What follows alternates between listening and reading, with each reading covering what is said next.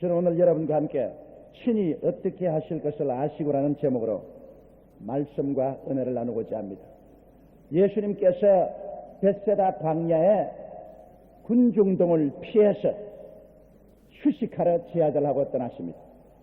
그런데 그것을 미리 안 일반 백성들이 도보로 구름대같이 뛰어가서 예수님이 배에서 내리기 전에 이미 벳세다 광야는 남자만 5,000명, 부녀자 합쳐서 기만 명의 사람이 인산인해로 모여 있었습니다. 예수님이 내리자마자 휴식할 틈도 없이 그들에게 복음 말씀을 전가하고 그들 가운데 병든 자를 고치고 천국의 영광을 나타내셨습니다. 그러나 벌써 하루 종일 해가 기울고 저녁 먹을 때가 되었는데 주님께서 집회를 마치자 사람들은 그때야 배가 고프고 지친 것을 느끼게 되었습니다. 이제 집으로 돌아가야 되겠는데 먼 길을 걸어가자니 기가 막힙니다. 많은 사람들이 길거리에 그냥 주저앉거나 들어 누워버렸습니다. 이럴 때 예수님께서 제자들을 부르시고 그 가운데 가장 지혜있고 총명한 빌립을 보시고 말씀하시기를, 빌립아, 이 많은 사람들에게 어떻게 먹을 것을 줄 수 있겠느냐, 그렇게 물으셨습니다. 또 다른 성경에 보면 빌립에게, 빌립아, 이 사람들에게 먹을 것을 주라고 했다고 했습니다. 그런데 성경 분명히 말씀하기를 예수님께서 어떻게 하실 것을 알고 계셨다고 말했습니다. 주님은 그 상황에서 어떻게 그 많은 사람을 먹일 줄을 이미 마음속으로 다 알고 계시면서 빌립을 시험해 보셨다고 말씀을 하셨습니다. 그때 빌립은 말하기를, 주여, 이 사람들에게 조금씩 먹일지라도 200데나리온 되는 떡이 부족하리. 먹일 수 없다는 것을 그는 설명했을 때 제자 중 한 사람 안드레가 보리떡 5개와 물고기 2마리를 가지고 와서, 주여, 이 많은 사람에게 이것으로서는 무엇이 될까마는 주님께서 이를 가지고 기적을 행할 줄 믿고 가지고 왔습니다 하고 내어놓으니 주님께서 보리떡 5개와 물고기 2마리를 받아서 곧 축사하시고 제자들에게 떼어주시며 제자들이 이를 가지고서 백성들에게 나누어 주므로 백성들이 기적적으로 다 배불리 먹고 12바구니가 남게 되었다는 놀라운 기사를 여기에 기록하고 있는 것입니다. 이 말씀 속에 우리가 배워야 될 하나님이 주시는 위대한 교훈이 숨어 있습니다. 첫째로 우리가 이 말씀 가운데 알아야 할 것은 주님께서는 신이 어떻게 하실 것을 아시고 계셨다고 말하셨습니다. 여러분, 예수님께서는 어떠한 장면에도 신이 어떻게 문제를 해결하실 줄을 알고 계십니다. 주님은 모르고 일을 당하는 적이 없습니다. 우리들은 여러 가지 사건에 부딪힐 때 당황하고 또 능력이 부족해서 어찌할 바를 모르고 방황할 때가 있습니다만 주님께서는 어떻게 하실 줄을 친히 다 알고 계시는 주님이신 것입니다. 나는 옛날에 이런 글을 읽어본 적이 있습니다. 어떤 사람이 미국에서 처음 자동차가 나왔을 때 포드 T형 자동차를 뿌리고 먼지를 날리며 가다가 자동차 고장이 났어요. 뚜껑을 열고 아무리 들어가 보니 이제 처음 자동차가 나온 시대라 자동차가 어떻게 돌아가는지 알아야 고치지. 고심을 하고 있는데 뒤에 또 먼지를 날리며 T형 자동차 한 대가 달려오더니 옆에 탁탁 대면서 신사 한 분이 내리더랍니다. 그러면서 한 말이, 차가 고장이 났습니까? 예, 고장이 났는데 어떻게 고칠 줄 모르겠습니다. 그러니까 그분이 모자를 벗어놓고 제가 도와드리죠. 뚜껑을 열고 조금만 지워 엔진을 거니까 엔진이 부릉부릉 걸리고, 어떻게 당신은 이 포드 차를 그렇게 잘합니까? 그래. 모자를 쓰고 고개를 숙여서 말이, 내가 바로 이 차를 만든 헨리 포드 올시다, 그렇게 말하더랍니다. 자기가 만든 차니까 어디 고장 나는지 쉽게 알고 어떻게 할 것을 대만에 알고 시행하신 것입니다. 여러분, 우리 하나님께서는 천지를 창조하신, 예수님은 바로 아버지 하나님의 뜻을 쫓아 천지를 창조하셨습니다. 그가 바로 빛을 짓고 궁장을 지었었으며, 그가 바로 육지를 만드시고 각종 열매 맺는 나무와 풀이 나게 하셨으며, 그가 바로 해와 달과 별들을 지었었으며, 그의 능력의 말씀으로 저 공중에 새들을 짓고 물고기를 지었었으며, 모든 땅에 기는 짐승들을 짓고 사람들을 지으신 분이신 것입니다. 그가 지으신 세계, 그가 계시면서 어떤 일을 당할 때 그것을 어떻게 해결해야 될지 모를 리가 만무한 것입니다. 예수님은 이 우주의 주인이 되시기 때문에 그는 어떻게 하실 줄을 알고 계십니다. 그러므로 주님이 말씀하기를 하늘과 땅의 모든 권세를 내게 주셨다고 말씀하셨습니다.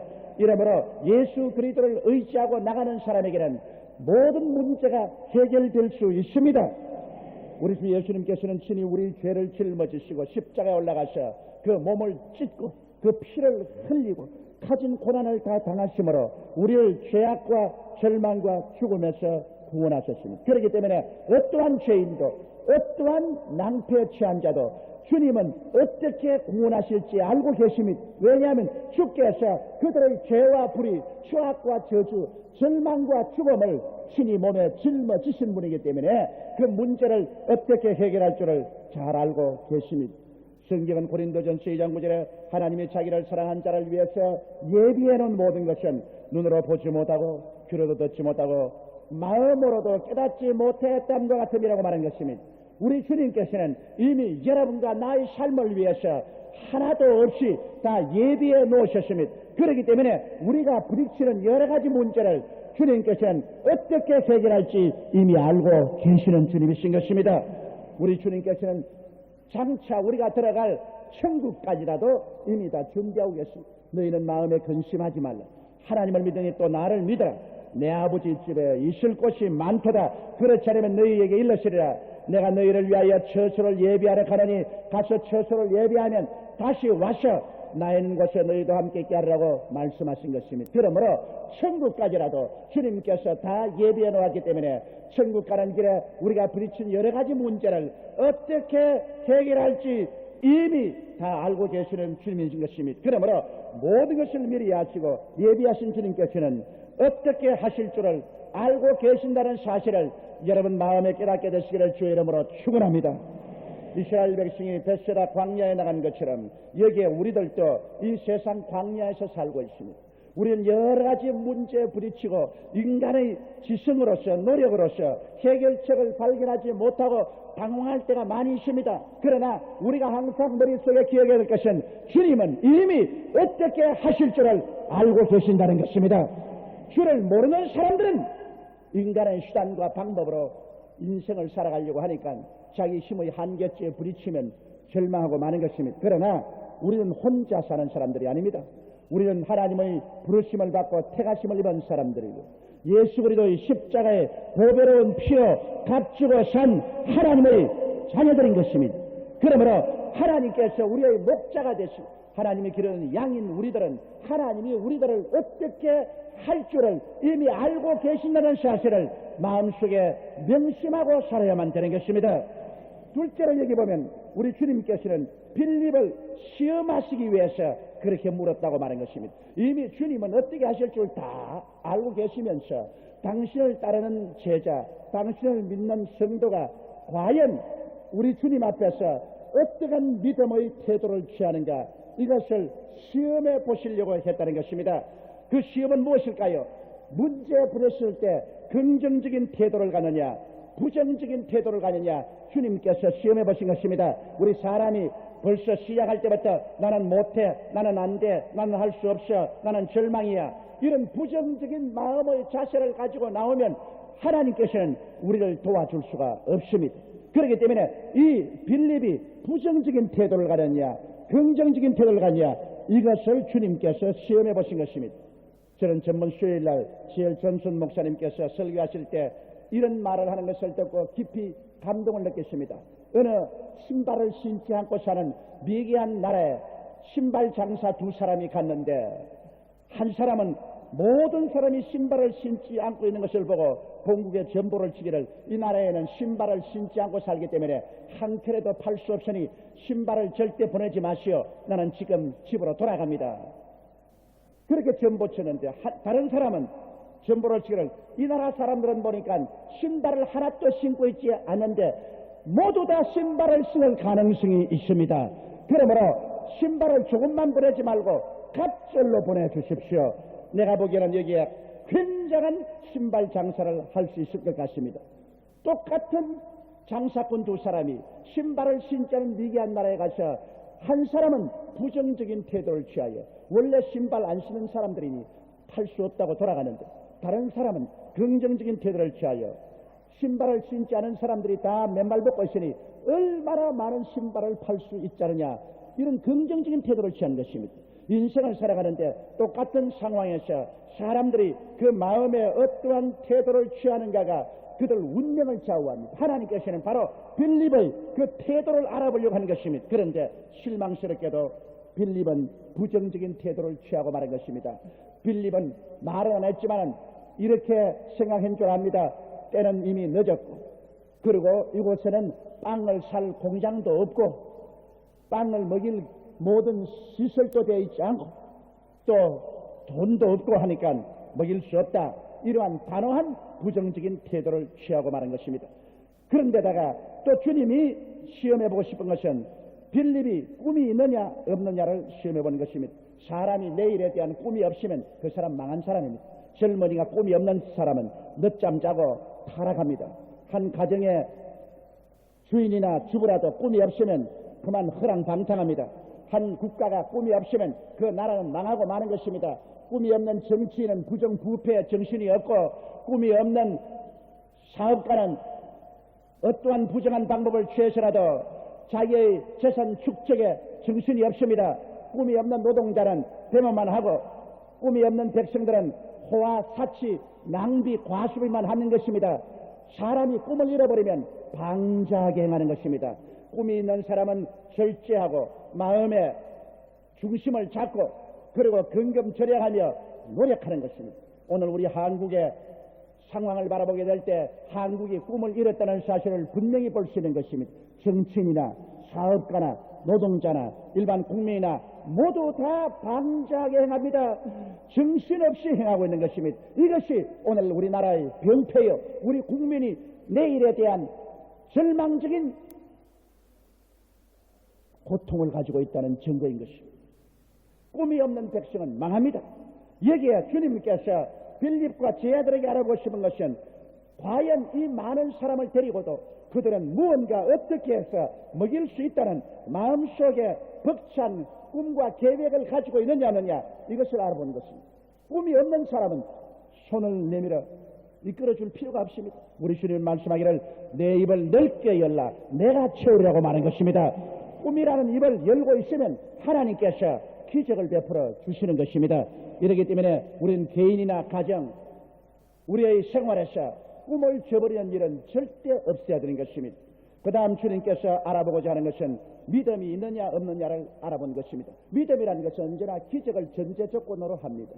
하나님 없는데 믿음을 가질 수가 없습니다. 하나님을 근원으로 삼고 눈에는 아무 증거 안 보이고 귀에는 아무 소리 안 들려도 내가 하나님을 의지하고 기적이 일어날 것을 기대할 수 있다는 담대한 마음의 자세, 이것이 있는지 없는지를 주님께서 알아보신 것입니다.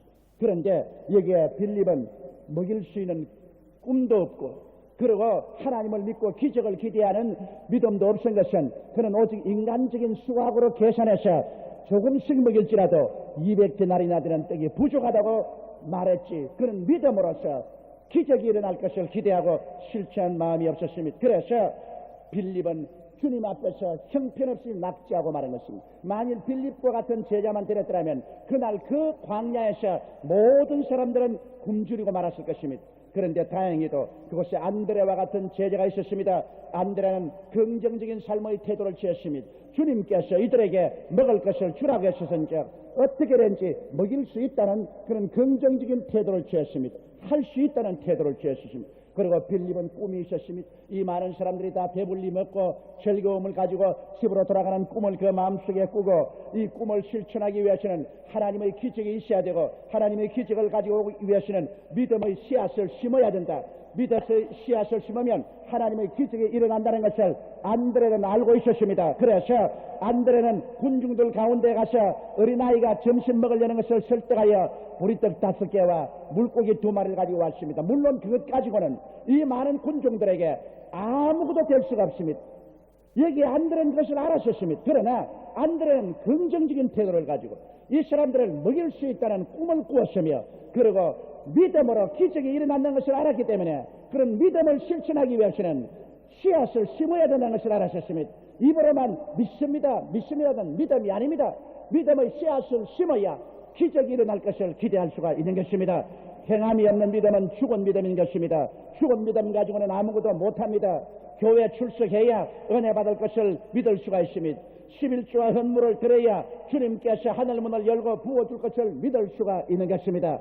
믿음의 실천 없이 입술로만 말하는 것은 흑공을 치는 것에 불과한 것입니다. 그래서 안드레는 보리떡 5개와 물고기 2마리를 가지고 담대하게 예수께 나와서 예수님의 손에 그것을 심으셨습니다.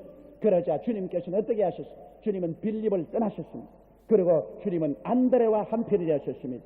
긍정적인 사람, 꿈이 있는 사람, 믿음의 씨앗을 심고 기적이 일어날 것을 기대하는 그 사람과 주님이 같이 하셔서 주님은 그 많은 사람들에게 다 배불리 먹이고 조각을 거두니 12바구니나 남게 만들고 말하신 것입니다. 여러분, 오늘날도 우리 주님과 같이 계시면 이런 주님이 행하여 주시는 것입니다.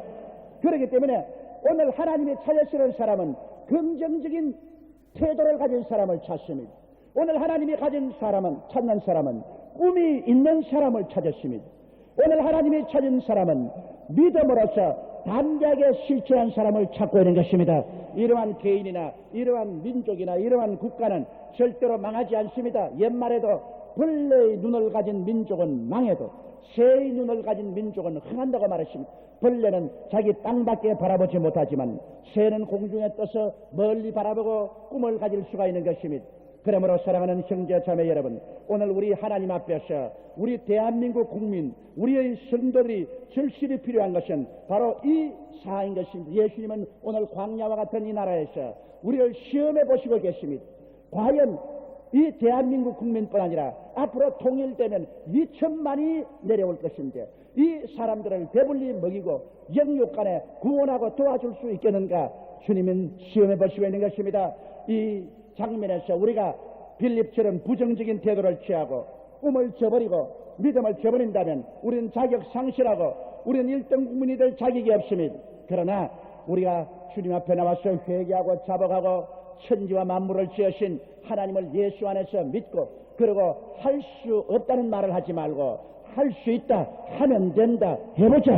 할 수 있거든이 무슨 말이냐? 믿는 자에게는 능치 못하심이 없느니라는 주의 말씀을 바라서 가슴에 새기고 우리는 가슴을 활짝 열고 내일에 대한 꿈을 가져야 되는 것입니다. 내일은 오늘보다, 다음 달은 금번달보다, 명년은 금년보다 더 나아질 꿈을 가져야 되는 것입니다. 십자가 밑에서 영혼이 잘됨같이 범사에 잘되며 강건할 꿈을 가져야 되는 것입니다. 남에게 꾸어줄지라도 꾸지 않은 꿈을 가져야만 되는 것입니다. 이러한 마음속에 꿈을 가지고 우리가 하나님 앞에 나와서 눈에는 아무 전개 안 보이고 귀에는 아무 소리 안 들려도 믿음의 씨앗을 심고 믿음으로 나가면 이러한 사람을 위해서 예수님은 기적을 행하시는 것입니다. 예수님은 어떻게 행할 줄을 이미 알고 계십니다. 예수님의 방법을 물을 필요는 없습니다.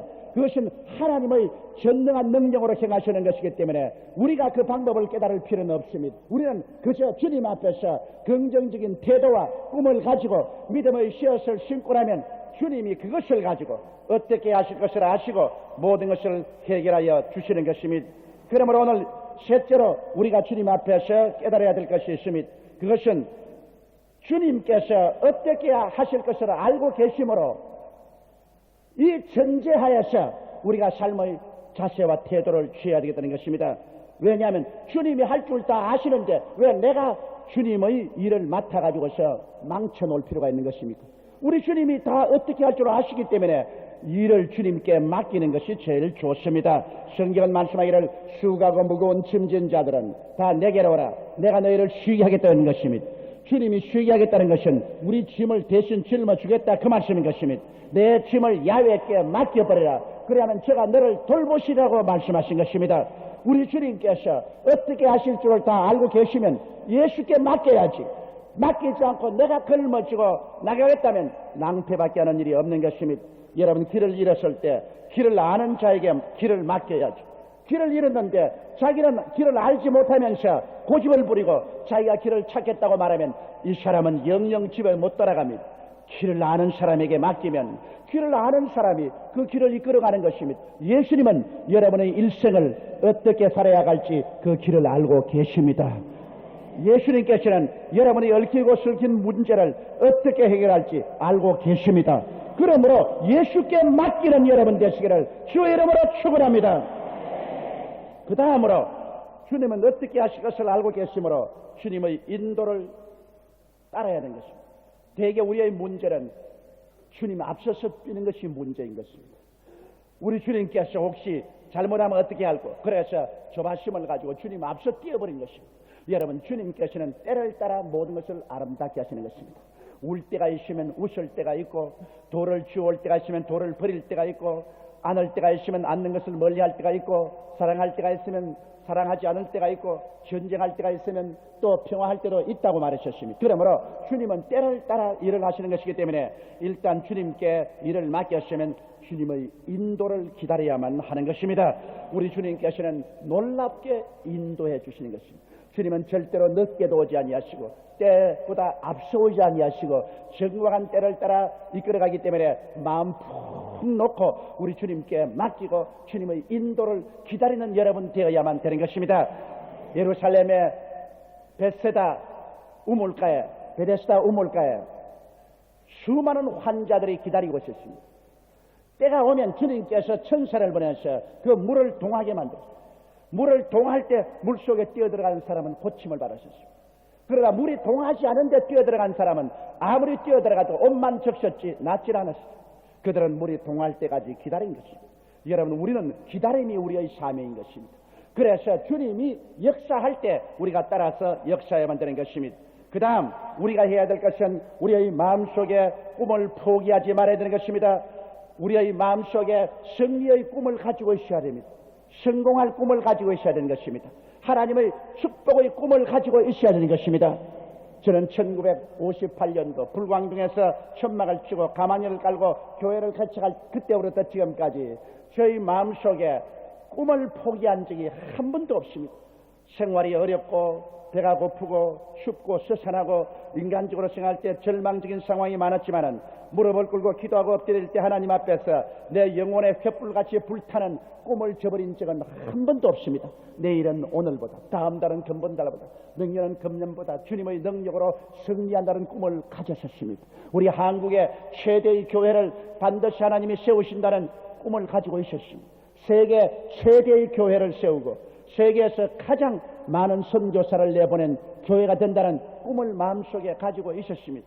그때 그 꿈은 34년의 세월을 동안 점점 더 불타오르고 커졌지 꿈이 약해지지 않았었습니다. 주님 오시는 그날까지 온 세계를 교구화하고 복음화해서 온 세계 그리스도의 복음을 전하였다는 꿈은 오늘 저희 가슴이나 여러분 가슴 속에 더 활활 타고 있습니다. 그러므로 뒤를 돌아보면 안 됩니다. 그리고 자기 환경에 어려움과 어두움과 서사람을 바라보면 안 됩니다. 우리는 예수 그리스도의 십자가를 바라보고 얼마든지 꿈을 가질 수가 있습니다. 왜냐하면 예수를 통해서 우리는 하나님 아버지를 붙잡을 수 있습니다. 우리의 뿌리를 하나님께 둘 수 있는 것입니다. 하나님께서는 실패하신 적이 없습니다. 하나님께서는 가난한 적이 없습니다. 하나님께서는 병든 적이 없습니다. 하나님께서는 죽으신 적이 없습니다. 하나님께서는 못하신 적이 없습니다. 이 하나님을 아버지로 모시고 사는 우리가 기도하며 사는데 어떻게 우리가 절망하고 낙심하고 좌절하고 포기하고 꿈을 갖지 않고 살 수 있게 될 수 있겠습니까? 진실로 하나님을 아버지로 모신 사람은 언제나 영혼이 잘됨같이 범사에 잘되며 강건하고 생명을 얻되 더 넘치게 얻을 수 있는 확실한 마음의 꿈을 가질 수가 있는 것입니다. 이 꿈을 저버리지 않은 이상 우리 주님께서는 우리를 떠나지 않습니다. 왜냐하면 꿈은 바로 우리 주님께서 사용하는 재료인 것입니다. 그리고 여러분 담대히 믿음을 믿고서 밀고 나가야 되는 것입니다. 인생을 살아가는데 고난이 없는 성취는 없습니다. 산다는 그 자체가 고난입니다. 여러 가지 죽음과 불가능을 우리가 극복하고 매일매일 살아야 됩니다. 그러므로 고난을 피하려고 하지 마십시오. 사는 그 자체가 고난입니다. 고난이 있기 때문에 살아있다는 증거가 되는 것입니다. 고난을 극복하는 것이 삶이지 고난이 없는 삶은 삶이 아닙니다. 프랑스의 유명한 저술가인 빅토르 유고에게 물었습니다. 당신의 오늘 사명은 무엇입니까? 투쟁입니다. 당신의 내일의 사명은 무엇입니까? 투쟁입니다. 당신의 영혼의 사명은 무엇입니까? 죽음입니다.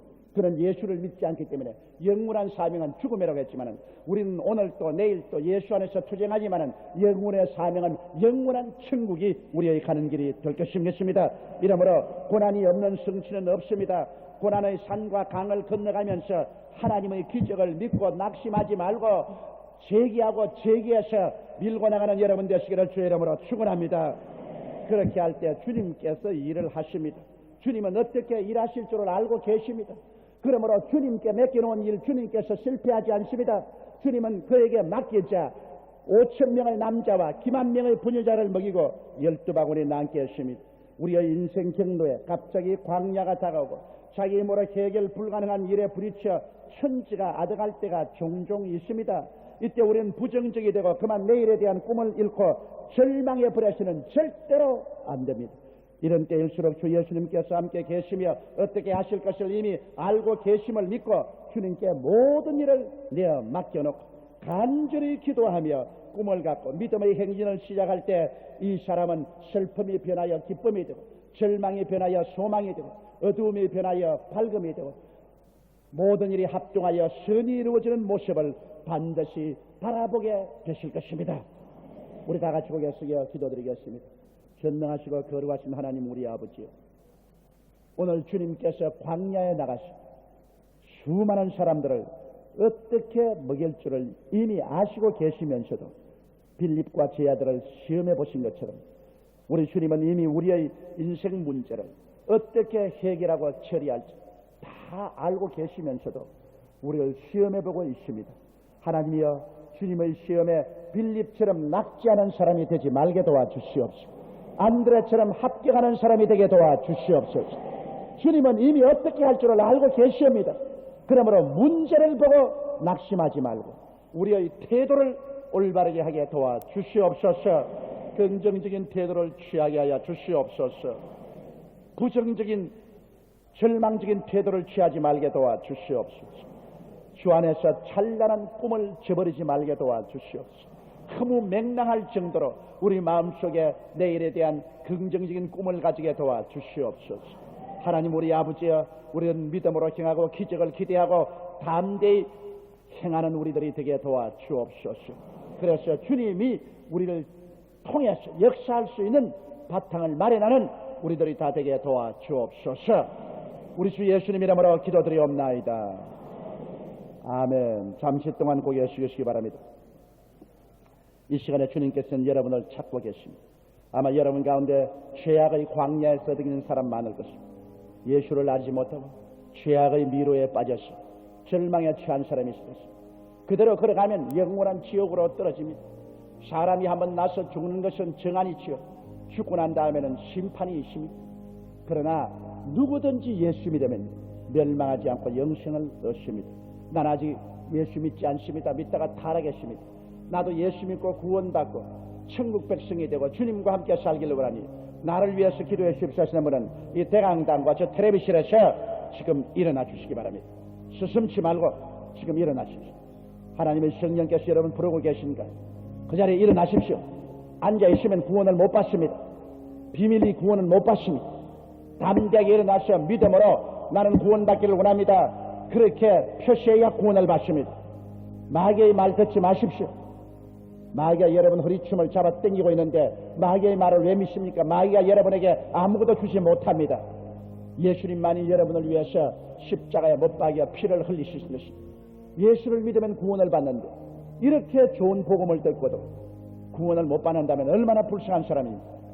반드시 여러분 이 세상에서 한 번은 죽습니다. 언제고 죽어야 돼요. 언제고 하나님 심판을 받아야 돼요. 언제고 천당 아니면 지옥길에 들어서게 돼요. 그때는 벌써 늦고 말았습니다. 보라, 지금이 은혜 받을 말이요, 지금이 구원의 날인 것입니다. 지금 이때 준 결정을 내려야 되는 것입니다.